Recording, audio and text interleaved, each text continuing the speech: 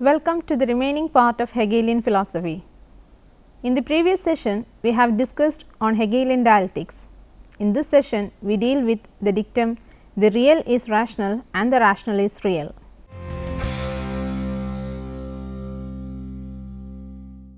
For Hegel, the absolute is the logical foundation of all that exists. The absolute is the absolute reason of the whole world. Understood thus, one can quote from Hegel's philosophy of right and law. The rational is actual or real, and the actual or real is rational. To put it in simple terms, it means that the whole universe consists of ideas which are interrelated in a coherent rational system. In other words, the whole world is really a system of categories interrelated dialectically in such a way that the absolute is the reason of being and all other categories. In Hegel's view, being is a rational process, a process that has meaning and must be thought. It is not an irrational flux, an unorganized, absolutely meaningless happening, but an orderly evolution, a progress. By its fruits we shall know it. Reality then is a process of logical evolution. It is a spiritual process, and we can understand it only in so far as we experience such a process within ourselves. Thinking evolves or develops rationally. It moves logically or dialectically. In this sense, it is universally transempirical, as Hegel calls it metaphysical. For Hegel, logic is a fundamental science, since it reproduces the divine thought process as it is in itself. Dialectical thought expresses the innermost essence of the universal mind. In such thinking, the universal mind knows itself as it is. Here, thought and being, subject and object, form and content are one. The forms or categories of thought which logic evolves are identical with the forms of reality. They have both ontological and logical value. Reason is the same everywhere, and everywhere the divine reason is at work. The universe, in so far as it is real and eternal, is the expression of the thought of God. Hence, it makes no difference where we begin. Whether we begin with logic and study the dialectical process in ourselves or with metaphysics and investigate dialectic in the universe, we shall always reach the same result. The categories of Hegel. Before going into a detailed exposition of how the real is, the rational in Hegel's philosophical understanding, it is better to have an understanding of the categories at first.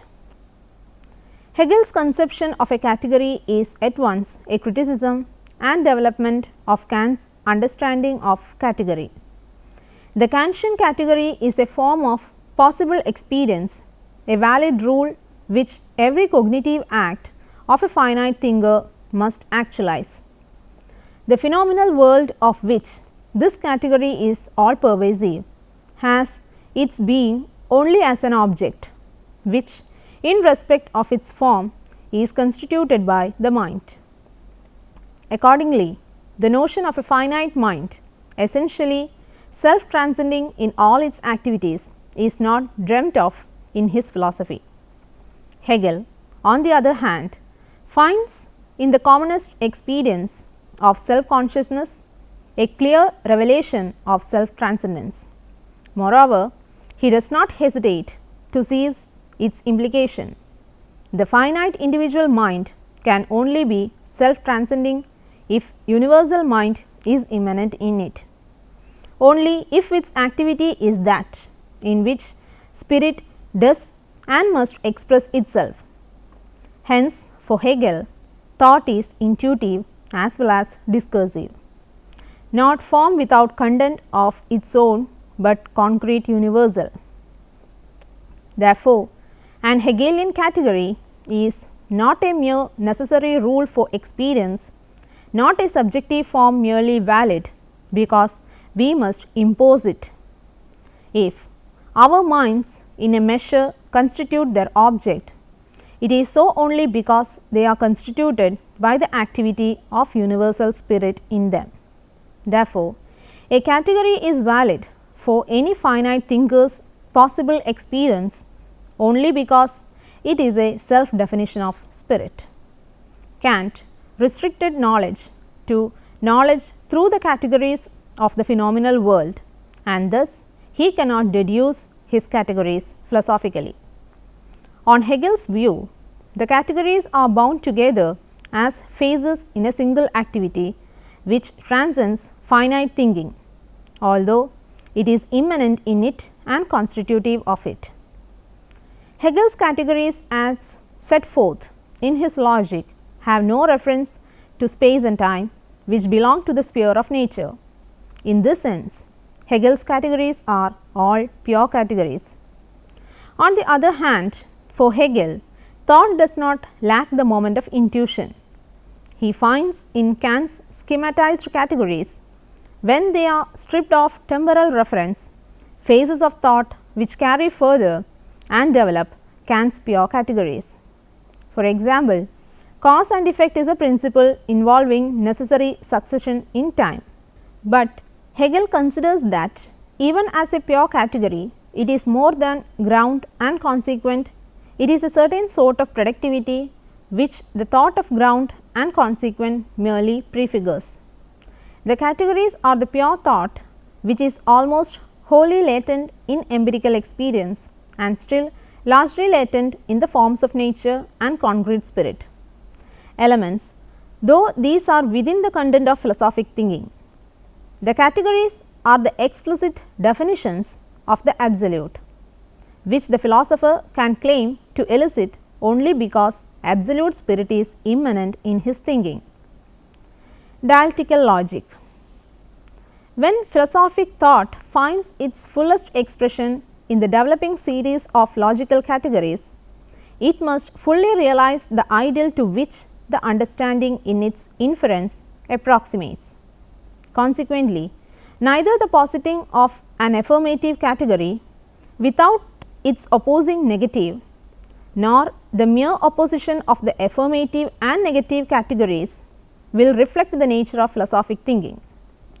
One affirmative category by itself has nothing to offer, but the mere symbol immediacy, which is the focus of sense, affirmative and negative categories in mere opposition would show only the sheer mediation, the differentiation of immediacy, in which judgment, in so far as it is not inference, consists. Nothing less than explicit synthesis of opposites differentiated out of immediacy only, that is, inference in its fully genuine form as a conclusion containing and realizing its premises can express at all the indivisible activity of dialectical reason which philosophic thinking is. The categories are not a discrete series, but fall into triadic groups, each consisting of what Hegel calls thesis, antithesis and synthesis. To criticize a single category by itself is to attempt to retain in philosophic reasoning the form of sense. Even to consider a pair of opposed categories in abstraction from their synthesis is to remain in servitude to the understanding. Anything said of the first category of a triad without reference to the second and third categories, or again anything said of its thesis and antithesis without mention of the synthesis, does not signify at all. Hegel selects for his first pair of opposites being and not being, that the absolute simply is that is its most abstract possible definition. To think the absolute as not being is, as Plato showed, to think it as other. In the thought of the absolute as not being, pure being is presupposed. Being and not being are abstractions with only a proleptic meaning. They only become intelligible when they coincide in their synthesis to which Hegel gives the name of becoming. If we conceive the absolute as that which preserves its self-sameness in and as an endless coming to be perishing of finite things, and next divest that of all particular finite content, then what remains as a residue of pure thought will be what Hegel means by becoming as a self-definition of the absolute. Hegel's becoming is not change, for change is temporal and time is not a category, but a phase of nature. Becoming is a pure thought, a category operative in the experience of change. The triad might be called the minimum rationale, but the categories are not a series of discrete triads. The very nature of reason, which is but another name for absolute spirit, is the triple rhythm of its self-negation and reappropriation in its other self. Therefore, it is reflected not merely in the three phases of a single triad, but also in the relation of triad to triad. The triadic movement of spirit's activity repeats itself with variations on many scales.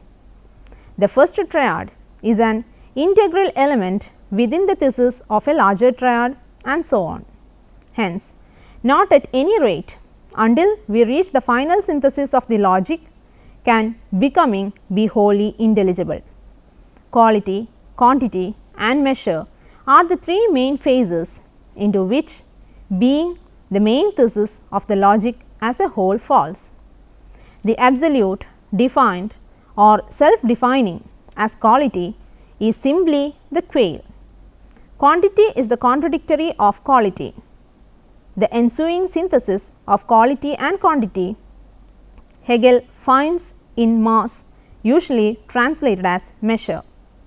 Measure is the thought of the absolute as a proportioned whole, wherein qualitative and quantitative characters are in precise relevance to each other, as a whole in which their opposition infused without loss or compromise, absorbed into a higher and richer category.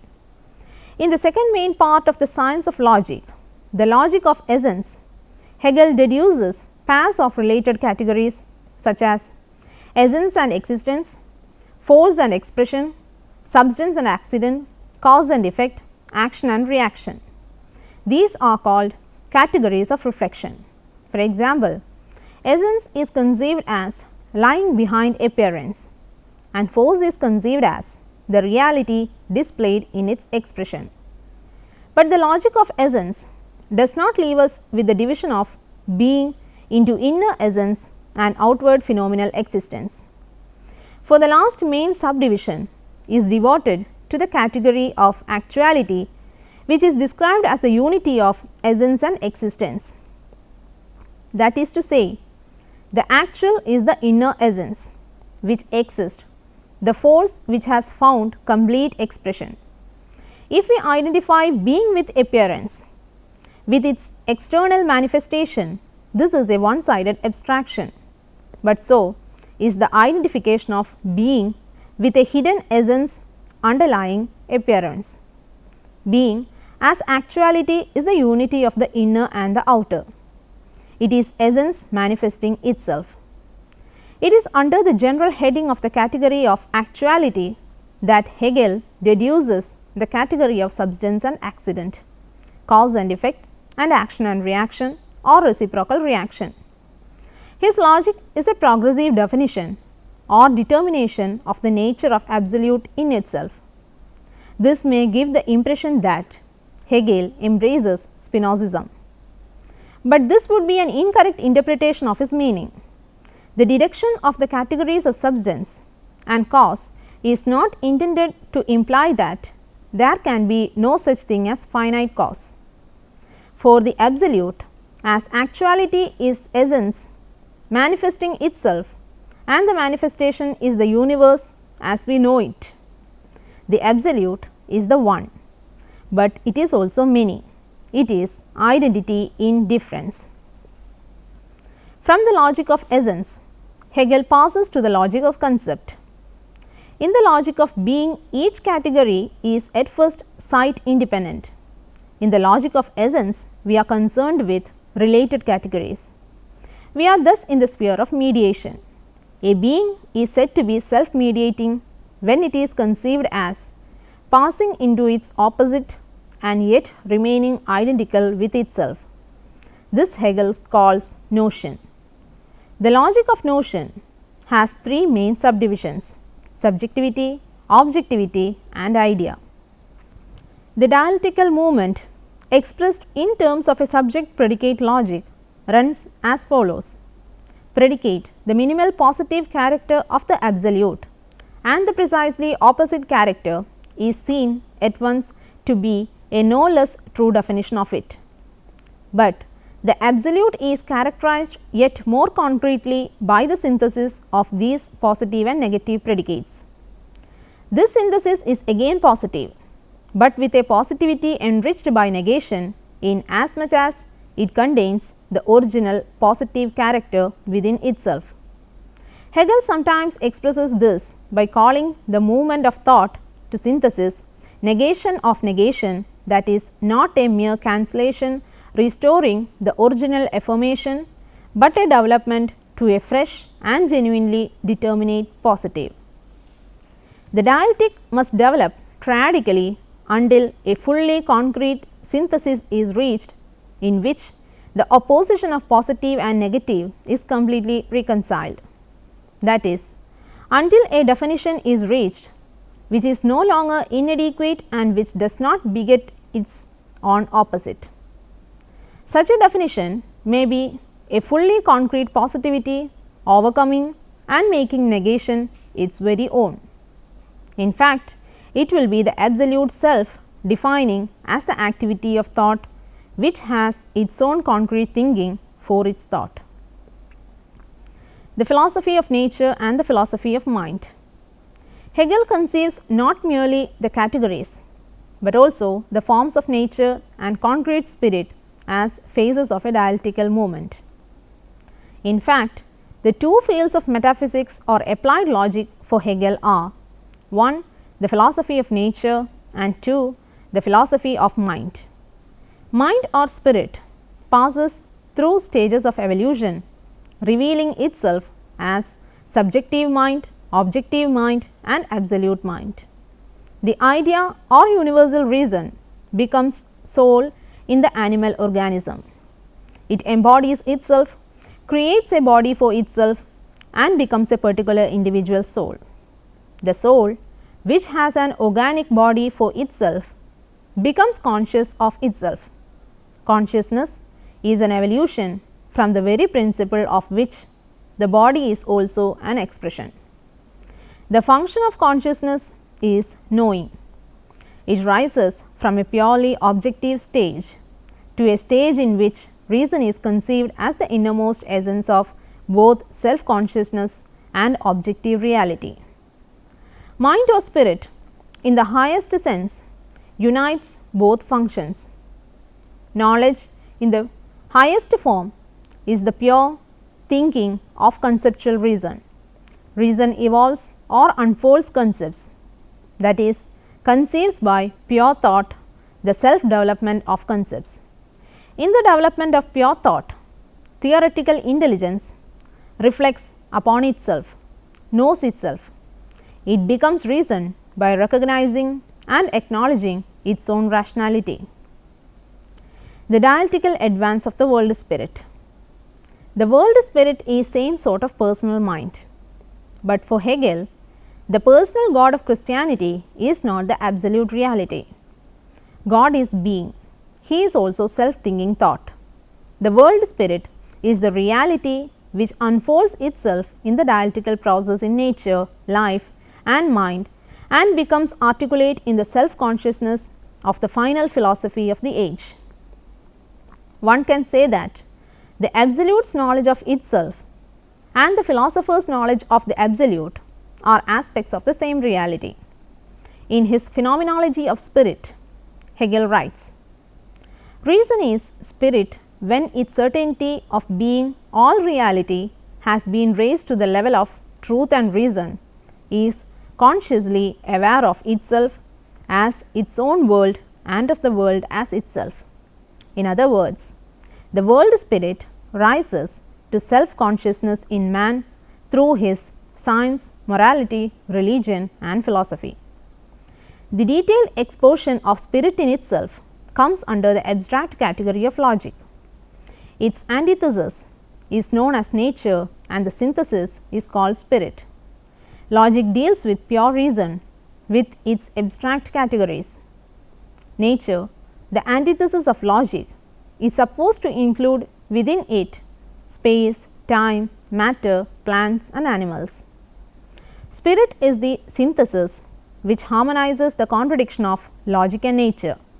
The spirit, therefore, is the final category and is the ultimate foundation of both logic and nature. In philosophy alone, the world spirit reaches its full realization. Hegel says, "The history with which we are concerned is the history of thought finding itself. Thought only finds itself by creating itself. Indeed, it only exists and is actual by finding itself. The creations are the philosophies." Now, let us summarize. Hegel was of the firm opinion that reason can penetrate the inner essence of the absolute or real. It is the essence which manifests itself in nature and in the history of the human spirit. The part of philosophy which is concerned with laying bare the inner essence of the absolute is logic. In other words, logic cannot be dissociated from metaphysics. This is well expressed through his famous dictum, "The real is rational and the rational is real." For Hegel, the absolute is pure thought. The science of pure thought is in fact logic. Hegel's position may be compared to Kant's view of transcendental logic. For Kant, categories are a priori. For Hegel, the categories become the categories of absolute thought, the categories of reality. Thus, logic which studies them becomes metaphysics. It discloses the essence or nature of the absolute thought which manifests itself in nature and history. Being, not being and becoming form the first triad of Hegel's logic. The three main classes of categories in logic include those of quality, quantity and measure. The two fields of metaphysics or applied logic for Hegel are 1. The philosophy of nature, 2. The philosophy of mind. Mind or spirit passes through stages of evolution, revealing itself as subjective mind, objective mind and absolute mind. Finally, it can be said that the world spirit unfolds itself in the dialectical process in nature, life and mind and becomes articulate in the self-consciousness of the final philosophy of the age. Thus, in Hegel's view, being is a rational process, a process that has meaning and must be thought. In other words, the whole world is a system of categories interrelated in such a way that the absolute or real is the reason of being, that is, the real is rational and the rational is real. There are few assignments for you to work out. 1. Critically examine whether logic is a science of pure thought. 2. Compare and contrast between Kantian and Hegelian logical categories. 3. Can one be a logician who does not believe in metaphysics? Discuss. 4. Examine the place of nature in Hegelian system of thought. 5. Bring out the inconsistencies in Hegelian logic. I can suggest some books also for your further reference. 1. Copleston Frederick S.J. A History of Philosophy, Book 2, New York Image Books, 1965. 2. Tilly Frank, History of Philosophy, Allahabad, Central Publishing, 1992. 3. Wallace William, Prologue to the Study of Hegel's Philosophy, Oxford, Clarendon Press, 1984. 4. Stephen John Wright, A History of Modern Philosophy, New York, Macmillan, 1964. 5. Mashi Y, A Critical History of Western Philosophy, New Delhi, Motilal, 1994. Thank you for watching this session. We will meet in another session with another topic. Till then, bye.